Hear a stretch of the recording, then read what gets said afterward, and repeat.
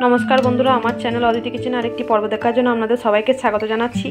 आज आमि आपनादेर काछे एकटा दारुण रान्नार रेसिपि निये चले एसेछि। आज आमि आपनादेरके कांगड़ा दिये आलू दिये झोल बानिये देखाबो। ता चलुन बंधुरा बेशी कथा ना बाड़िये सबार प्रथमे कांगड़ाटा भेजे निই। भाजार जोन्नो आमि कड़ाइये तेल दिये दिচ্ছি। तेल गरम हये गेছে, एबार कांगड़ागुलोके दिये देবো।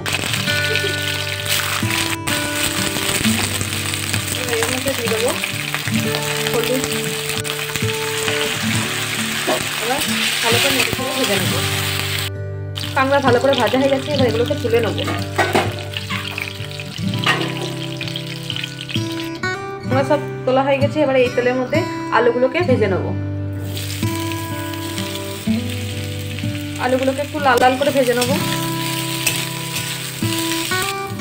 আলু ভালো করে ভাজা হয়ে গেছে, এবার আলুগুলোকে তুলে নেব।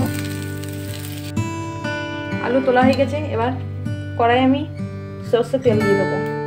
তেল গরম হয়ে গেছে, এবার এই তেলের মধ্যে দিয়ে দেবো আধখানা তেজপাতা, আধখানা লঙ্কা আর 1 চামচ রাঁধুনি। ভালো করে নেড়ে চেড়ে একটু ভেজে নেব। ভালো ভাজা হয়ে গেছে, এবার দুটো পেঁয়াজ নিয়েছিলাম কেটে নিয়েছি, সেটা দিয়ে দেবো। ভালো করে ভেজে নেব।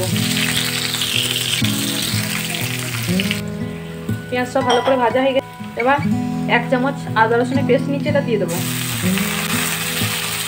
আর একবার ভালো করে নেড়ে চেড়ে ভেজে নেব। ভালো করে ভাজা হয়ে গেছে, এবার এর মধ্যে দিয়ে দেবো 1 চামচ হলুদ, 1 চামচ জিরে ধনে গুঁড়ো, 1 চামচ লাল লঙ্কার গুঁড়ো। এবার ভালো করে সব নেড়ে চেড়ে ভেজে নেব। 1 চামচ মতো কস্তুরি মেথি নিচে এটা দিয়ে দেবো। মেথি পাতাগুলো ভালো করে মশলার সঙ্গে কষিয়ে নেব।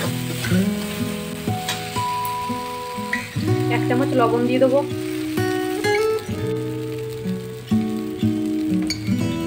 এবার মশলাটা ভালো করে কষিয়ে নেবো। যতক্ষণ না মশলা থেকে তেল ছাড়ছে ততক্ষণ পর্যন্ত মশলাটা নেড়ে চেড়ে কষাতে থাকবো।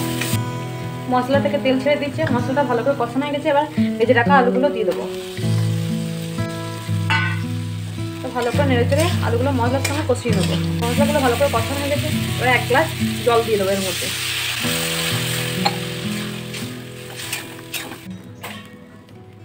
আলুগুলো ভালো করে সিদ্ধ হওয়ার জন্য একটা ঢাকনা দিয়ে ঢেকে দেবো।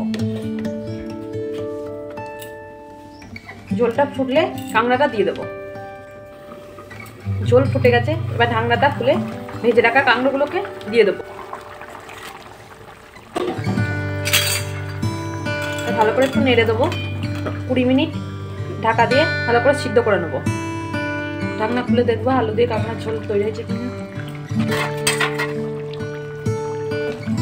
আলু সিদ্ধ হয়ে গেছে।